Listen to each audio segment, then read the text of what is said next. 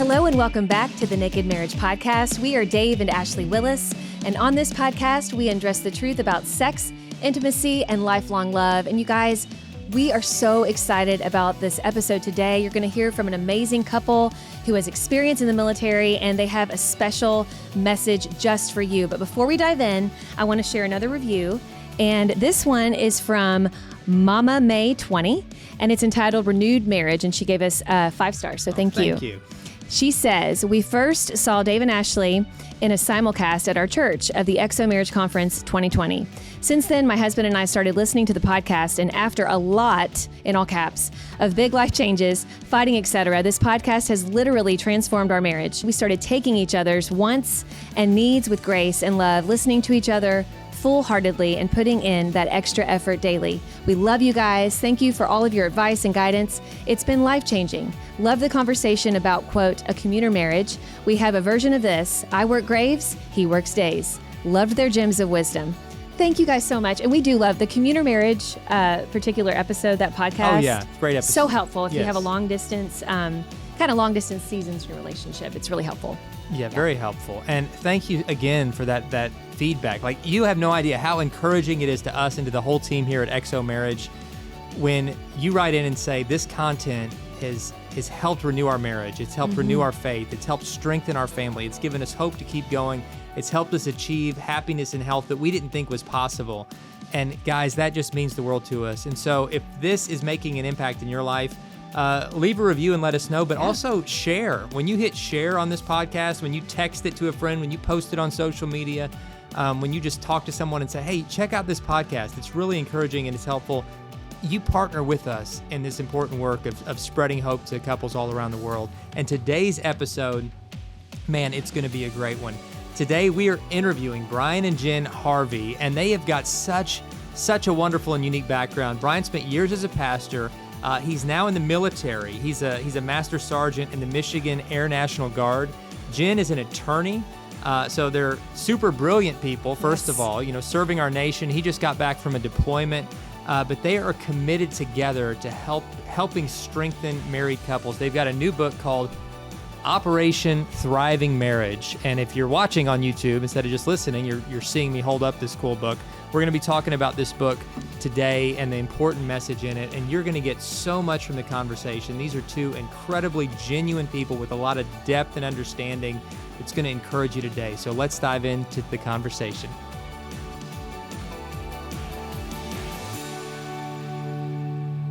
Hey YouTube audience, before we listen to today's episode, we want to remind you to subscribe to this YouTube channel right here. We don't want you to miss any of the good content that's here. That's right. And in addition to the good content you get right here on YouTube, check out the good content in these 2 books, Naked and Healthy and The Naked Marriage by Dave and Ashley Willis. We think these 2 books of ours could really help you and your spouse grow deeper in your relationship and spark some great conversations. So check them out, and let's dive into today's episode.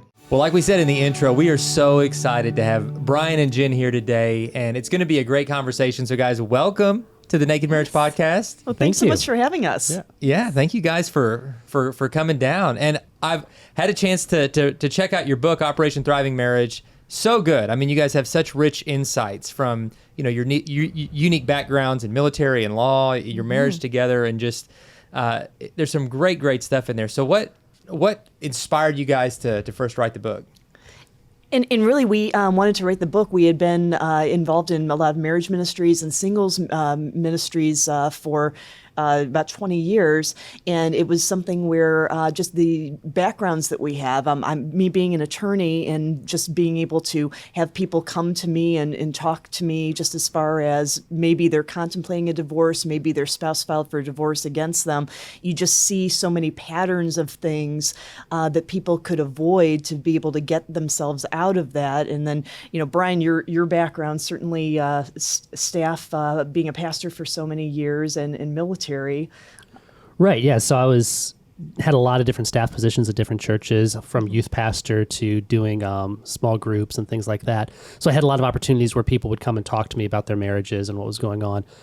But more so even in the military, I had the privilege of being a first sergeant in the Air Force for 6 years. Yeah. And for our military viewers and listeners, First Sergeant in the Air Force is a little different from the other branches because they pull us out of our career field for a period of time to get development training, leadership training, to put us back into our career field. So it's a little different than the other branches. So I was out of my career field doing something completely different. My entire job was taking care of airmen. It didn't matter if the planes flew. It didn't matter any of that. It was just taking care of airmen. And the interesting part about that is while they knew about my faith, I wasn't the chaplain. I was just one of the guys in uniform. I was the first sergeant, and they would open up to me in a different way because I'm just one of the guys, you know, a little bit farther along, but it's not, my chaplain friends say sometimes the cross walks in before them in a bad way because now all the airmen are, oh, we got to act right. The chaplain's here. Right. And they would be willing to open up and just say, hey, this is what's going on right now. And hey, first sergeant, how can I deal with this? What should I be doing? And so I got a lot of insights into other people's marriage where they're willing to open up and let us see our marriages both from the legal perspective, from the military perspective. We're like, we've seen a lot of the similar things. It didn't even really matter so much faith-based. A lot of the same things were causing the same problems. And most of it was happening early in the marriage and not addressed. And then later on. And so we're like, well, we have this opportunity that God's given us to see these marriages. Let's share what we've learned and hopefully we can help some people out. That's great. Yeah. My goodness. Like when it comes to those issues, and I know you go into more detail in the book, but what were some that you heard from the airmen? Like what were those issues that they were dealing with the most? So from the faith-based, the ones that do share our Christian faith, it's just understanding what marriage even is. Right. Yeah. Because you learn about it in youth group, right? The youth pastor says, hey, don't have sex before marriage. Right. And then it stops. Then you do your premarital counseling, but the only time theology, what marriage is taught is at the wedding ceremony. Right. How many people are paying attention to the pastor at the wedding ceremony? Right, I've had a privilege to be background for many weddings because I'm up there, I'm reading the words and stuff, but they're not paying attention to the pastor. They're paying attention to the bridegroom, which they should. It's a beautiful celebration of what they're doing. So they don't really learn what marriage is from a theological perspective, what God is doing with that union happen. So that's a big thing. The other thing that Jen and I talk about, we call it team marriage. This idea that you're on a team and presuming the best in the other.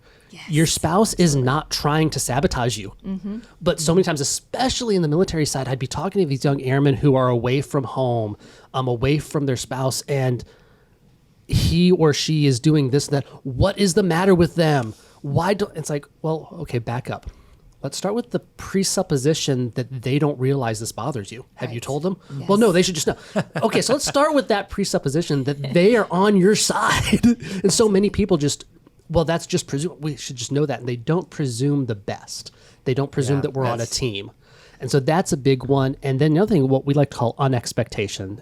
It's those unmet expectations, those unvoiced expectations, and those unshared expectations that since they're every fight that a couple has, I would argue, comes from an unexpectation. It's an expectation that wasn't met. Yes. I expected something to be this way, and it didn't happen. And so then the fight comes out. And so that's something else where it's like, again, with the airmen, it's like, I expected this. You know, when we got back from this training, when we got back from this deployment, did she know that? Well, okay. No, she didn't. He didn't know that. We need to talk about that. So those are the things that we found that's really the understanding what marriage is, understanding it's a team, presume the best, and then understanding that expectations need to be addressed and dealt with. That's so good. I've heard someone say expectations unset or expectations unmet.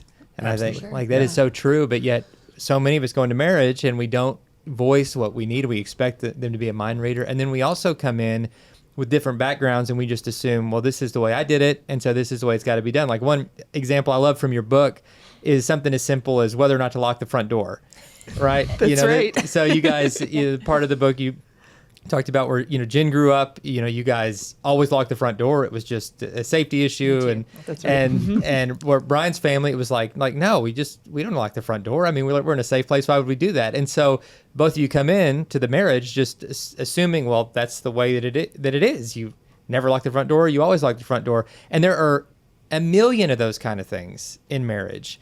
And so how do you guys, even just in your own marriage, kind of navigate those little differences and bigger differences of, well, this is how I was raised, or this is my personal preference, and working through those expectations and those differences of opinion and finding unity in as many things as possible, which is, a lifelong journey in marriage. So what does that look like for you guys? And I'd say just as to that, it's about that communication and really making a point to listen to where your spouse is coming from, and then certainly making a point to communicate very clearly what's going on. Because I know that we've had some conversations in the past about a lot of different issues where it's just, I'm really upset about this. And I might even be trying to figure out why I'm upset about this, but, help me track through this so that we can figure out exactly what this is, what it is, why is this bothering me, and really what can I do to address this, and how do we address this kind of a thing together? And that happens, I think, just in so many families where if people are carrying over things from their family of origin where they're coming out of, it's like, well, it's just done this way.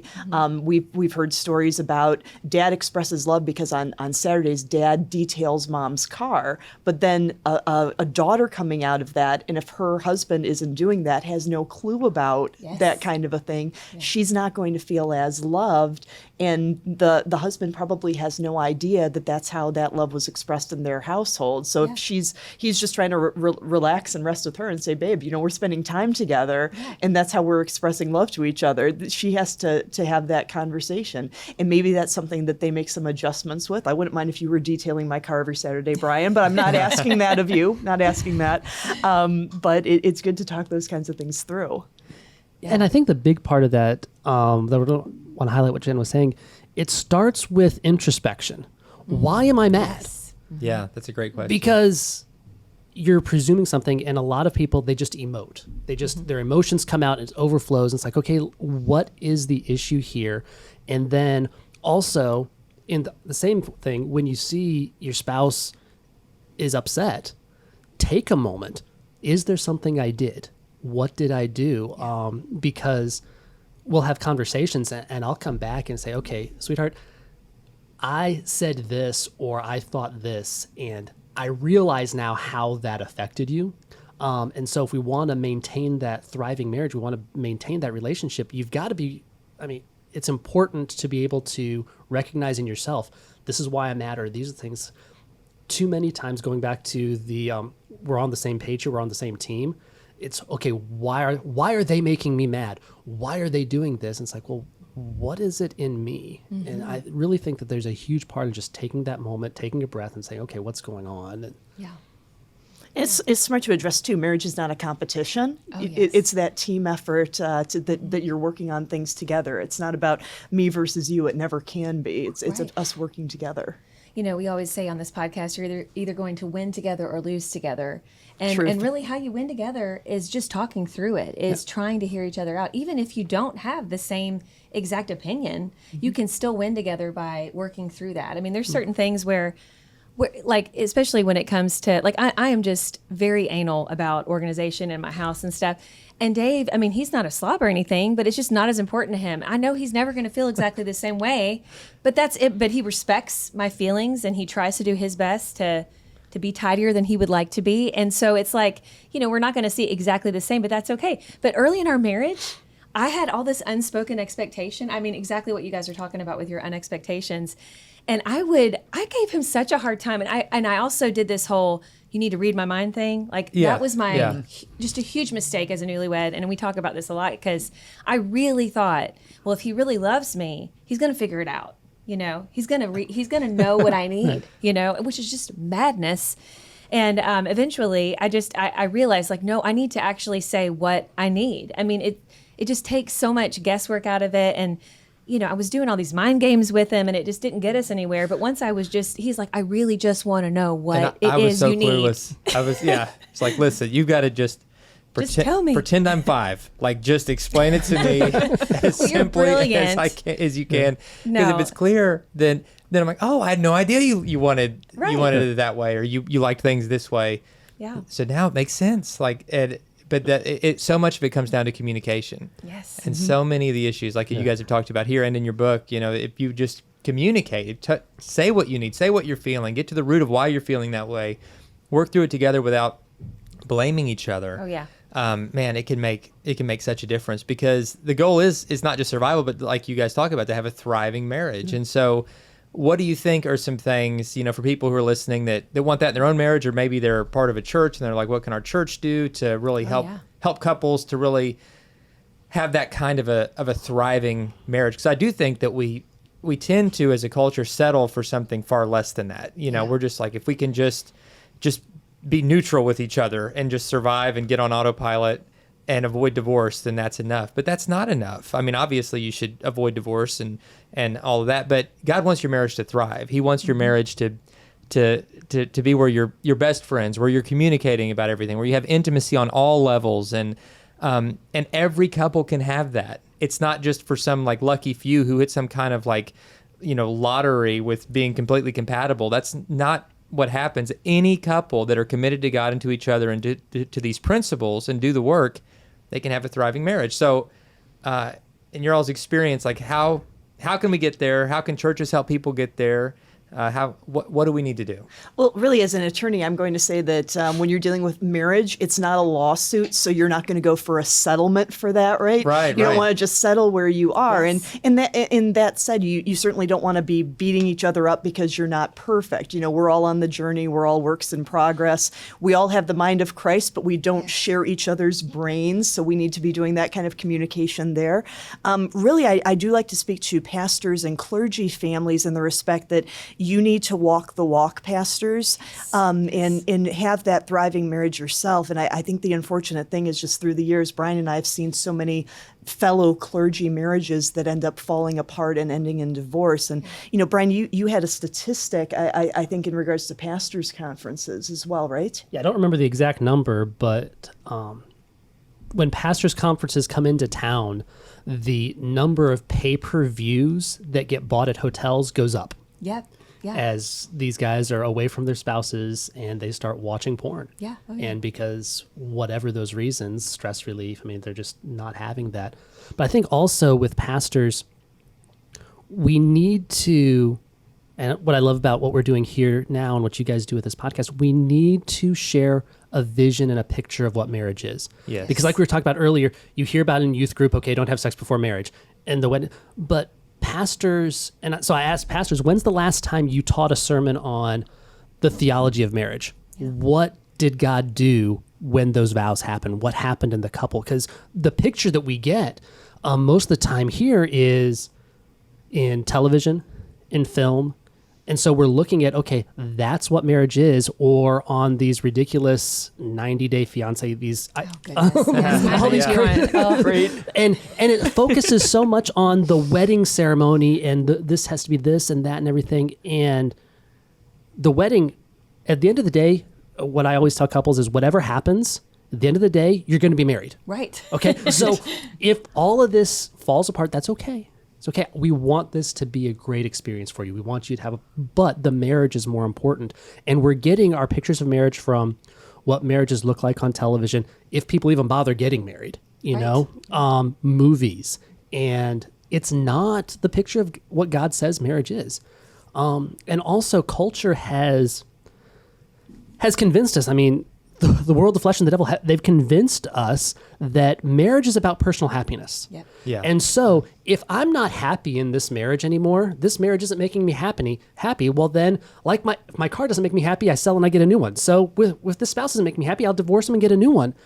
Marriage isn't ultimately about making us happy. It's about making us holy. Oh, absolutely. Mm-hmm. It's about making us more like Christ and learning from that. And that's the theology. That's the piece that churches and those older saints in the church really can help people say, hey, it's not, I get it. Right now, it is never fun having to rock, paper, scissors, who gets to clean the dirty diaper this time. Right.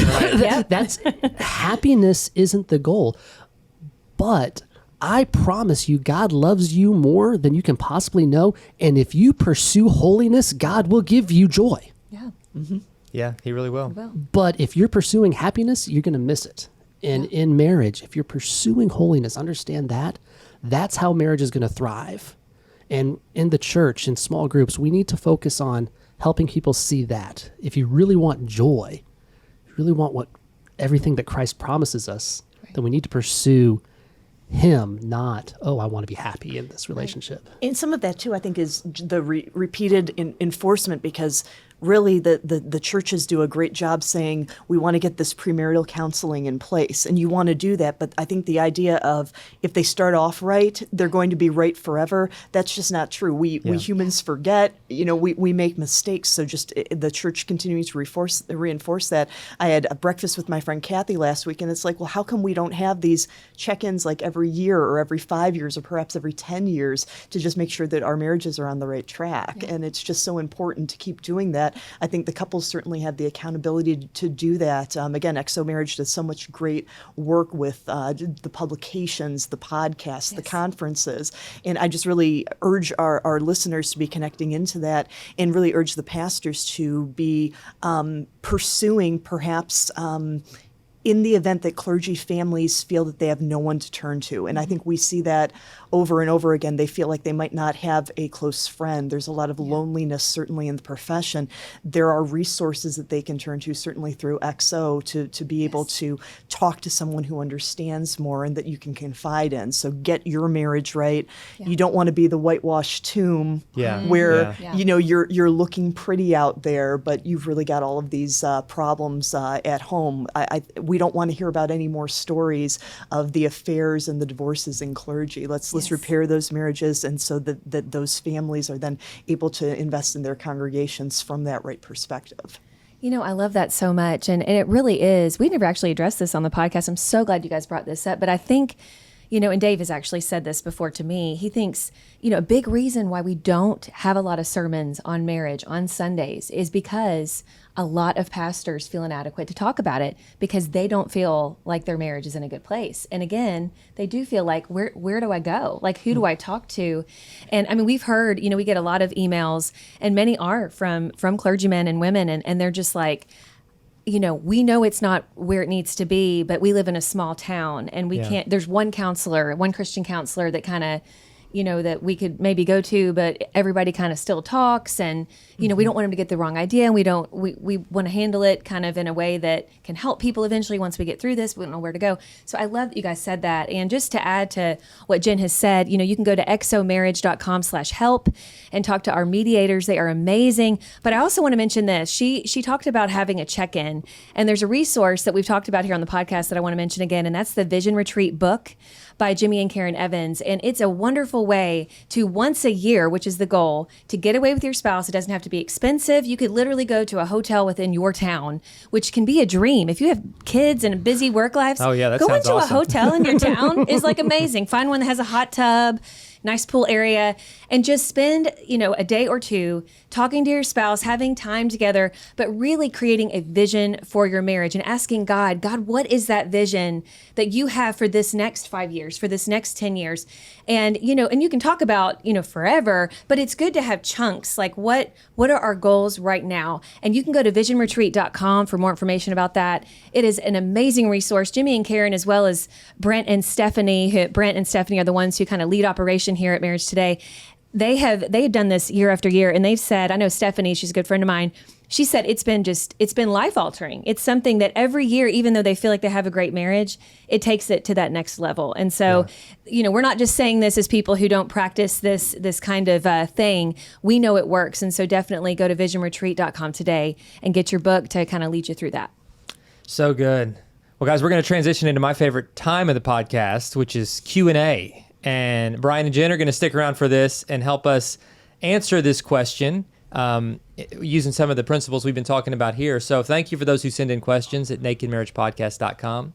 Today's question says, my husband is in active duty military, but has a desk job. So instead of deploying overseas, he gets deployed to different states every 4 to 5 years. We're a blended family, and I stay put with the kids while he is away. During the time we're apart from one another, how do we stay connected emotionally, mentally, spiritually, and physically? How do you have a healthy long-distance marriage and family? And I know Bryon just had a deployment this last year, and so you guys are fresh off of having to work through these same questions. So this is a really timely question that you guys are very uniquely qualified to answer, both as ones who minister to other couples and ones who've lived through this yourselves. So I'd love to hear, your answers to this wife. Yeah. Well, I'd say that certainly the trope in us military families is when the military spouse deploys or goes away for training, everything breaks. And that is so true. My 10-year-old ended up kicking off a shoe, broke a storm window. The ice maker in the refrigerator ended up breaking. And I think the one that really took the cake was there was 15 feet of pipe underneath the basement that was leading from the kitchen sink and the dishwasher. It had to be broken up and replaced. Oh my goodness. I learned how to take apart the inside of 2 different toilet tanks. So yes, if you need a plumber, call this lawyer. So that's right. You can do it all, Jen. Like, that's impressive. Amazing. But see, I think that that's the good thing if you're dealing with a spouse who's in the military or who just travels a lot, because it's like, hey, I can do this. Yes. Christ is with me all the time. Christ is with my spouse all the time. And I might have to do some things a little bit differently, but I'm going to be empowered and I'm going to feel good that I accomplished this.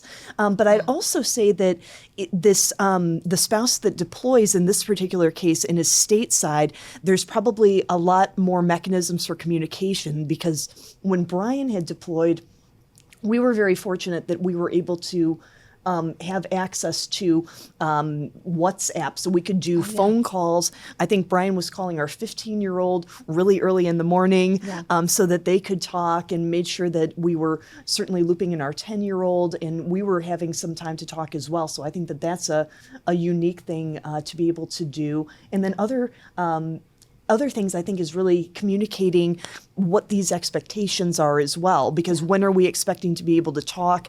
What's really practical, and what are some things that in the military they call them limiting factors? What is stopping us from being able to connect the way we want to, but in light of that, how do we connect? So what are some things that you might have to add to that? So first of all, I want to say to all the military spouses, you guys are superheroes. Those of us who serve in the military and the missions that are accomplished don't happen without you. And I know that you hear that from the commanders and the first sergeants and the senior leaders all the time. It is so true. And having been a deployed first sergeant, talking to those men and women who were doing the mission, knowing what was being taken care of at home and their spouses, it is huge. And so thank you for serving the way you do, because it doesn't happen without that.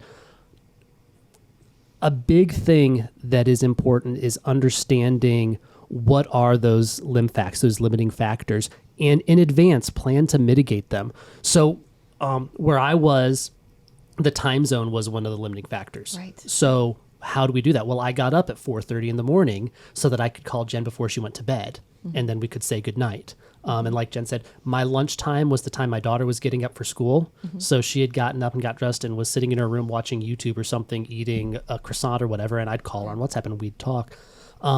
So find out what are those limiting factors. But most important, what do you expect in communication, and what do you expect, and understand, communicate what I need. There were times when things were going crazy for Jen, and I'm trying to talk, and you have to understand, your deployed spouse, your spouse that's away for work, whatever, they can only be emotional support. That's the only thing they can do, and that is difficult on both. It was, oh my gosh, I can't, when the plumber's not doing what we want them to, when the things aren't going the way we want them, we've got to bring in people in this. I can't pick up the phone and say, okay, get over here. I can't do those things that I would normally do. I can't take that. So Jen's doing all that, and all I can do is provide support. Remember, that's a limiting factor, and explain, how are we going to handle this? There were times when Jen was so stressed that she just had to say, you know what, I can't talk right now. Yeah. This is, Bryon, I love you. You're not helping right now. Like, I need a moment. So, That's right. So communicate what you need, being very open about it, and what the expectations are. That's huge. And I'm just thinking, because I've got, for the military members out there, you need to be aware of this as well. Okay, if I can, I know that wasn't the specific question, but I think there's two sides of this that are really important. Absolutely. Yeah. Because the spouse, please communicate to your military member, this is what I need, this is what's going on, and know that your needs are important. It's not just, oh, you're holding down the fort while they go do important work. Everything you're doing is important, and communicate that. The deployed spouse, remember what's going on. everything your spouse is doing is so important because you can't do what you do, and you don't want to come home to an empty house. You want to come home to that thriving marriage that you've been working so hard to maintain. So you need to be able to communicate that and understand where they're coming from. One of my problems was, like, stereotypically guys try to get into Mr. Fix-It, right? Oh, here's a problem. Jen, here's how you need to fix your problem. Yeah. Oh boy, That's not helpful. Good at all. It's a complete waste of our, I'm sitting here, oh, you need to do this. It's like, Bryon, shut up and listen. Stop that. So for those that deploy, remember that you need to be thinking about that as well. And don't just look, I'm busy, I'm working hard, I'm out in the mud, in all this stuff, doing things that are really important. But remember, back home, they are too. And you need to look at that and be prepared for communicating to your spouse what they need from you, because they need from you just as much as you need from them. And be prepared to work on your marriage while you're away. And use the resources that you have while you're over there. Talk to your chaplain, talk to all those resources. And the spouse back home, remember, every base, every unit has resources for you. Do not be ashamed of using them. That's what they're there for. And there's something in the military, most Department of Defense has these military family life counselors. Yes. They're free to all military members. And so call your military family life counselor. If the chaplain's not available or the chaplain's not working for you, they may not have the right skills or the right understanding, but the family life counselor can. Use those resources, and don't think the spouse that's home, don't think you have to do this on your own. You've got an entire community, you've got an entire support system. Lean into that, because that's vital. Christ sent out a church. He sent them out 2 by 2. He never intended for us to figure this out on our own, and you're not going to be able to pull this off on your own. But there are a lot of resources there, and you can and will have a thriving marriage if you just put the work into it. And I'd say also make sure you have your routines in place, because that helps bring a lot of structure and clarity. Have your kind of traditions just as to how you're connecting. If you have to connect through video for the holidays and things, just make sure you set that up. And I think another thing, both for the person who's deployed and the spouse who's at home, have something to look forward to. Because I even think sometimes weekly, if it's just I'm going to give myself a treat and I'm going to go out and I'm going to get this big cookie and a latte kind of thing. Yeah. Of course, we all want to make sure we're being healthy for a lot of different reasons. But if there's something that you can do, a meeting with a friend, or just some sort of a routine, something that you really enjoy, that you look forward to, that can get you through a lot of tough times. I love that. Gosh, you guys are just such a wealth of knowledge. Like, we really appreciate you sharing these insights, and especially hearing it from people who have lived it and who have also helped others work through these times. Because I know you've done that many times over. So we just appreciate all your insight. We would love for viewers and listeners to be able to contact you. So what's the best way to get a hold of you? Whether it's a website, email, social media, whatever it is, and also how to get your book.